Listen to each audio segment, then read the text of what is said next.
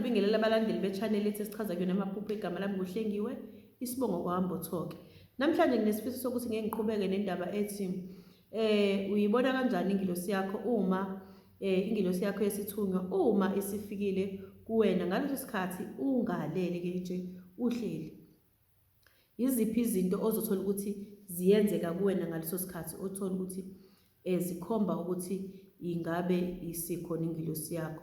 Ngizokuchaza ngokwengilosi mase ngiphinde futhi ngichaza ngapha ngokwasedlozini. Ake ngiqaleke. Ngizoqala ngokuthi nje okuke kuye kuvamise uthola ukuthi osukwini lonke osuke lenzeka uma ngabe ingelosi yakho ifika esimeni sokuthi ijabulile noma itshengisa ukuthi kwayi wena enhlizweni yakho ukhululekile, awubambe into embi. Uthola ukuthi uthi wena wazi. Okokuqala uzosibona nje ube umuntu ovela acula noma ahlabelele nje iculo alihlanganisa khona lapho nje uthola ukuthi uyalivela uyalihlabelela nje alicule nje. Ngiyabona uthola ukuthi mhlambe amaculo mhlambe gospel kakhulu iculo uthola ukuthi uvele nje uyalihlanganisa nje lihlangane noNkulunkulu kodwa uyalihlanganisa nje ugcine sekuyiculo lakho ngathi uyalicula nje. Uyabona, lalela-ke isuke sifikile ingelosi lapho kuwena.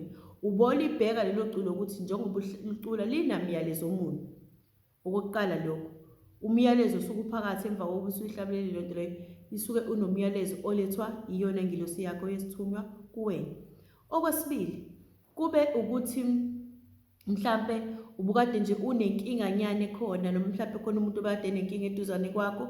Ngaleso sikhathi uthola ukuthi uzothi mangathi lo muntu lona inkinga yakhe isingakapheleli ukulungiseka, mase kuba khona iculo futhi othola ukuthi mhlambe ucele kuwena usizo noma ukhulume nawe wakutshela ukuthi kunento nje kuthi wena usakhuluma nayo vele uzithole nje ucula uhlabelela ubona ibheka ukuthi linamyalezo omuni lelo culo lolo, ngoba umyalezo osuke uqhamuka ngaleso sikhathi usuke uphuma kuyona ingelosi yakho ukuthi lo muntu njengamanje inkinga njengamanje anayo kuzokwenzakala ngalendlela le nalo myalezo lona ophuma kuleli culo lelo kusuke kuyingelosi iziveza kuwena ngaphandle kokuthi kuze kube khona izinto eziningi othola ukuthi usuhlangabezana nazo, kodwa uthola ukuthi wena unjani awazi. Ngaleyo ndlela isuke ithumela umyalezo engilosini yalowo muntu loyo osuke wena ukhulume naye, noma isuke ithumela nje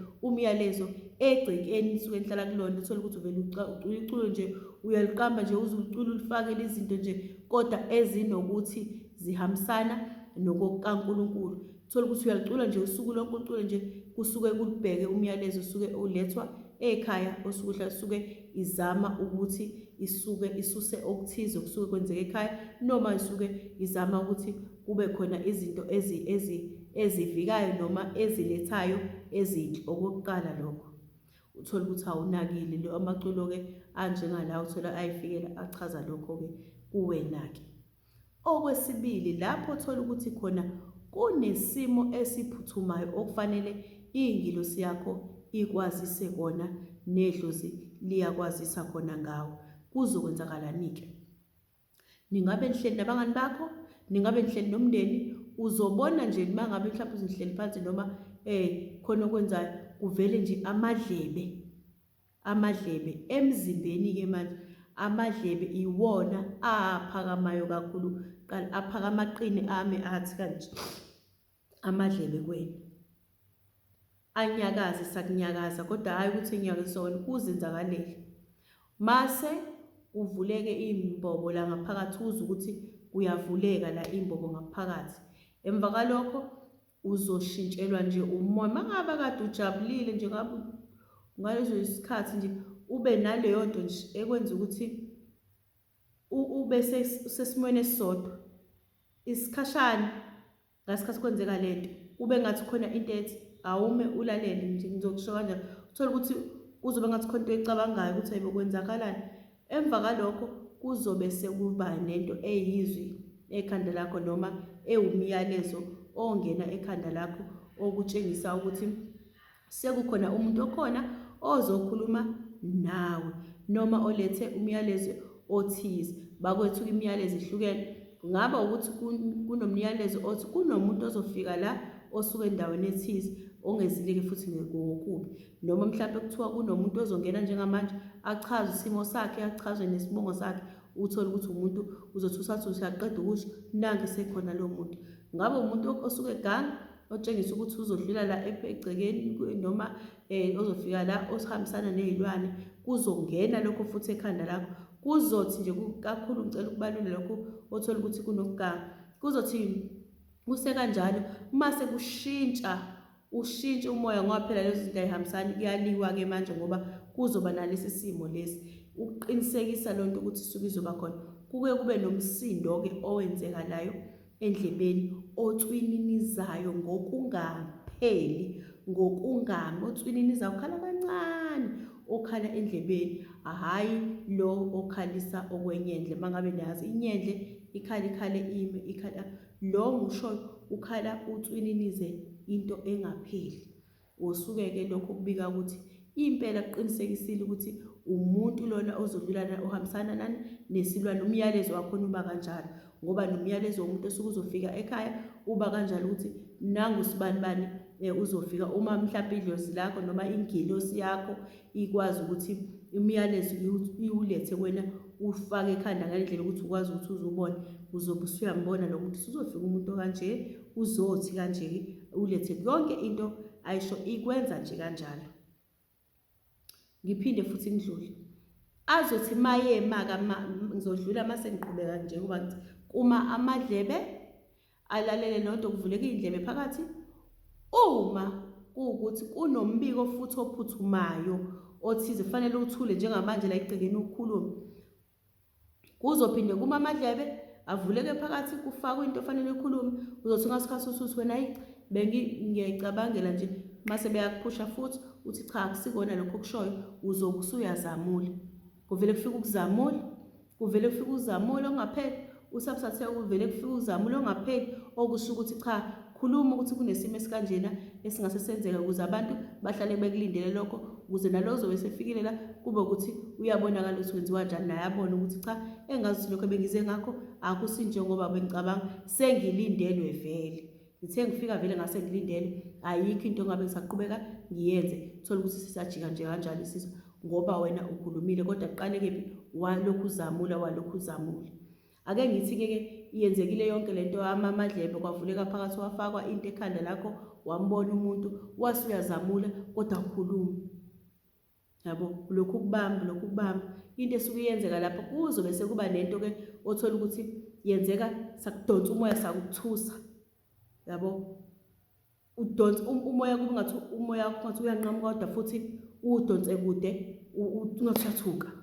Uzenzakalela umzimba nje uwona ozenzela into ewukuthuka, sakudonsa umoya ngalesikhathi ungathi udonsa umoya ubuyisela ngaphakathi, ubunyuka futhi uphinde wena usuyawudonsa ubuye uphuma futhi unyuka. Yilapho suke sesidlakazisa khona ukuthi kufanele ukhulume, sesikhulumisa ngenkani. Uthola ukuthi yabo ngathi yabo uthi uma uthi uyadonsela ngaphakathi uphinde ukhuphuke, ngesikhathi uthi udonsela kube sekuphikisana kanje, shuthi kuphikisana umzimba wakho njengamanje nomoya wakho wena ophila ngawo kodwa ombathwe ohambisana nesimo sesithunywa sengilosi. Uthola ukuthi kanje nibanga ukuthi khuluma.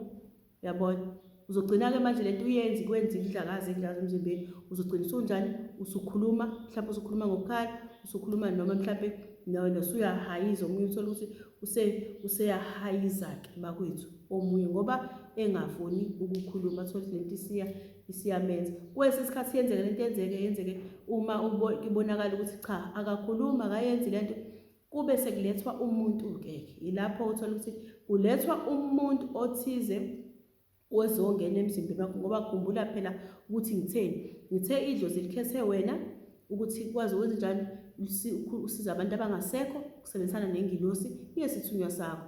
Ngaleso sikhathi uma wena ungakhulumi njengoba isithunywa sesitshengisile, ungakhulumi, isithunywa sakho nedlozi bakho sebekuletha umuntu othize ngaleyo ndlela. Ngaba ulethwa ngesimo sento esuke ikhona la egcekeni okuwukuthi mhlambe bekubonakala isimo sesilwane, yabona sekufanele leyo nto-ke isijike-ke isithunywa siyibambe siyingenise kuwe, usuthola ukuthi isikhuluma kuwena, ichaza ukuthi la bengithunywa ukuthi akuzokwenza ukuthi ngisuka kasibani bani endaweni ethize kuba yinto kanjalo, uthola ukuthi uyibambe kanjalo.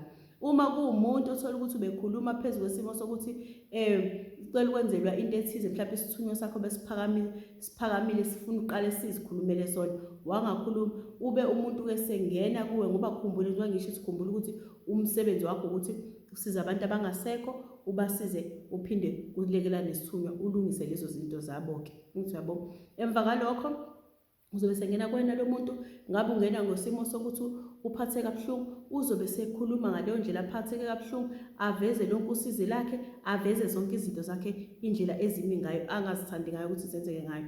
Uma kanjalo kube umuntu mhlambe olethwe ngokuzokhuza egcekeni ukuthi akuhambe ngendlela, kube yinto nje enjalo ngokuhlukana kwabo, njengoba bakwethu ngishilo ukuthi kunento ethola ukuthi iphutheke umuntu, abantu abake belenze bethethe umuntu, hayi ngingene ugogo, ngingene umkhulu, uphele yabona into enjengalezi, ngene ugogo ngene umkhulu. Lalela-ke, la kusuke kuyimindeni yonke ethume wena, njengoba ngishilo. Ngaleyo ndlela wena uyibhokisi elithize futhi uyathunywa ndawo zonke, indawo uthunyiwe, uyibhokisi. Wonke umuntu ofuna ukungena la khulume kuwena, noma ngabe kuthiwa akusiyo nowakini, uyakwazi aphakama ngene, ngoba phela wena inhliziyo yakho nomoya wakho udalele lokho ukuthi uyosebenza ngale ndlela le. Uthola ukuthi usiyangena, kufana nokuthi uthole ukuthi mhlambe ake ngilinganise, ngeke babone nje abanye ematekisini, ngisazokuchazela futhi nalokho ukuthi kufanele kwenze kanjani. Uthola umuntu etekisini selokhu ezamula into engapheli, uselokhu ezamula into engapheli, omunye uselokhu ebhonga into engapheli, okuyinto bakwethu leyo. Uthola ukuthi umuntu usuke efanele leyo nto ayilungise, ukuthi cha, angagcini kanje ukuthi uziveze ukuthi unedlozi, akube khona into ozoyikhuluma, angagcini phela kanjalo. Khuluma ukuthi uthini. Uma kunjalo kwenzeka kanjalo, khona lapha angalungile khona.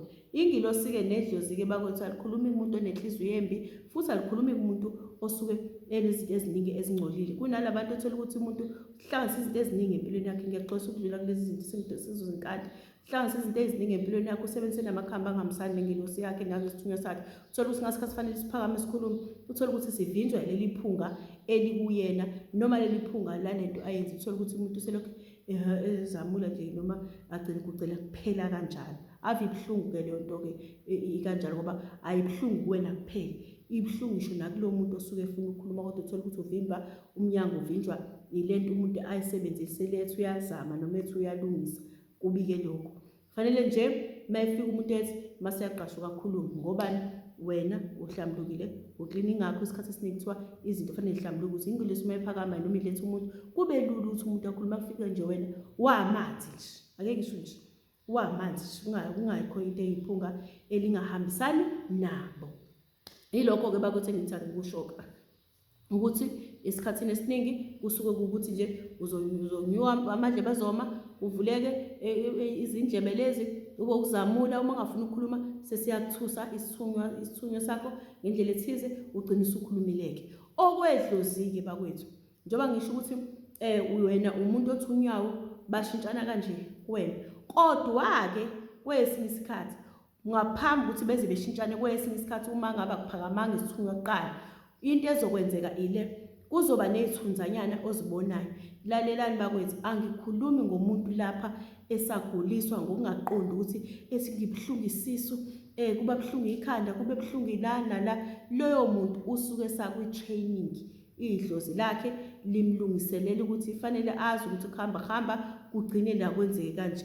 Khuluma la umuntu khona idlozi seqondile, nesithunywa seqondile, naso sesimqondisa ukuthi mangenza kanje so sekunje. Mase kufike noma esefika esigabeni esithize sokuthi njengamanje sekufanele ngabe useyazi ukuthi makwenzeka lezi impawu idlozi suke silikhona. Namhlanje njengoba nami ngisho ukuthi makwenzeka lezi impawu idlozi lithi sesikhona, khona into esifuna ukuyikhuluma, uyabona.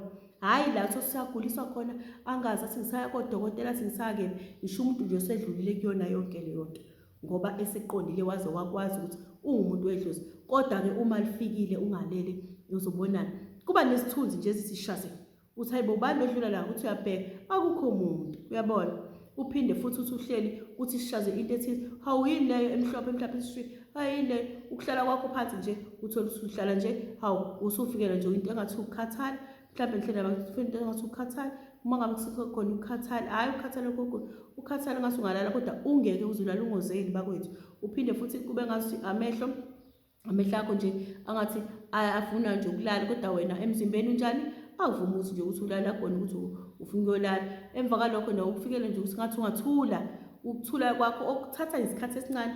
Angisho la uthola ukuthi umuntu khona usesesigabeni salokuthi engathi engahlukanisa nabantu akaqondi ukuthi kwenzakalani. Ngikhuluma la uthola ukuthi usuzazi nje noma ungakazi kahle ukuthi uthola ukuthi uphakathi kwabantu uvele nje ufikelwe lezo zinto. Emva kalokho-ke kube sekuphakama-ke ini umuntu lo osuke elethiwe kuwena, ngoba vele usuke ukhathazwa ukuthi uyeza njengoba esuke ehamba indawo le asuke ehamba eza kuwena, vele uzofika nokukhathala kuwena. Ingakho usuke usukhathala, ingakho usufike nokozela ngoba usuke esuka endaweni ekude eze kuwe ezokhuluma kuwe ukuthi cha, lokhu anihambise kahle lokhu kodwa nje inhloso yabo bonke laba bantu njengoba besebenza phezu kwakho ukuthi badlulise umyalezo kuwena ofanele wena udlulisele ekhaya. Uma ekhaya lakho uthola ukuthi lokho akwenzeki noma mhlawumbe kube umyalezo abawudlulisela kuwena uqobo, wena-ke njengomuntu wedlozi noma njengomuntu ophethwe isithunywa, into yakho ukuthi uphushe abantu basekhaya ukuthi ekhaya sicela silungise lokho bakwethu. Vele lo mthwalo lokhu usuke ubeke uwena futhi usuke uwusizo kubantu abaphilayo nabantu abangasekho, ukuthi egcineni kosuku kufanele kwenziwe le nto lena ukuze ihambe ibuyiselwe edlozini, ngokuthi ulazise cha lento sizwile sizoyenza. Futhi okwesibili nesithunywa sakho siyajabula uma umuntu lo kade efikile namlungisela ngale ndlela efanele imlungisele, ngoba ngichazile ukuthi uyeya emsamo ufike ubike udaba ukuthi sizoya endaweni ethize sihlanganisa nengilosi ephethe wena nje uphethe nemindeni yenu. Ubuye futhi ubuyele uhambise lapho uyohlangana nengilosi yakho kuleyo ndawo okhethelwe kuyona. Uphinde futhi ubuye emsamo ubike ukuthi hayi cha sengikwenzile lokho esilinde impendulo. Kuba umsebenzi onjalo ngokushintshana kwabantu njengoba basuke bevuka kubantu ngokuhlukana kwabo ngamadlozi abo bakwethu. Uma ngabe kuthiwa uyizwa kahle le ndaba noma mhlawumbe khona la osala khona, ngicela futhi ungibhalele nakhona futhi, kodwa futhi enginezelele okunye nakhona edlozini lakho. Kuyenzeka futhi ngolunye usuku uthole ukuthi uma kuphakama nje idlozi kuwena ngaleso sikhathi ngalezo zinsuku, hhayi ukuthi mhlawumbe inhliziyo yakho ibuhlungu nawe usuyagula, uzizwe ucula iculo nje elithize lesizulu elithize elithi alibe lijule, hamba uphinde ulikhohlwe kwesinye isikhathi ukuthi la lithini konje leli culo angilicula, liphinde libuye futhi ngaleso sikhathi. Yingaleso sikhathi betshengisa ukuthi cha, thina ngendlela siyakujabula suke bekuvakashele bona ngomoya nangokuzokugidisa nangokuzokukhulisa nangokwenzisa izinto zabo bakwethu. Kuningi abasuke bekwenza kuwe ngaleso sikhathi, kusuke kuphakama nabo bakunikeza namandla. Kusuke kuyinto kanjalo njengoba nasesithunyweni sukucula amaculo athize, nalelo culo sukulicula eliqondene neculo labantu abadala kuthola ukuthi wena ulazanga. Ngiyathanda mina ukuthi uma uculile mase ukhumbula umyalezo walo ukuthi usho ukuthini lento, thatha lo myalezo ke mase uyawubhekisa ukuthi shuthi labantu bangabantu abakanjena-ke. Uyabona, ngiyathanda ukuthi bakwethu kube khona okunye ngiqhubeka ngikuchaze ukuthi-ke okwanamhlanje ngithanda ukuthi ngibe lapho. Uma ngabe kuthiwa unombuzo ufuna ukubuza, ngicela ungibhalele ubuze, ngiyobe sengiyakuphendula. Futhi inamba sengiyishiye, uthole ukuthi uma abantu befisa ukuthi bangifonele bakwethu ukuze sikwazi ukuthi ezinye izinto uthole ukuthi siyakwazi ukuthi siphendulane, ngoba okunye kube kuningi uthole ukuthi ngizokubhala phansi kube kuningi isikhathi uthole ukuthi umuntu akazozwa kahle. Okwanamhlanje ngicela nisale kahle, sale nenkosi.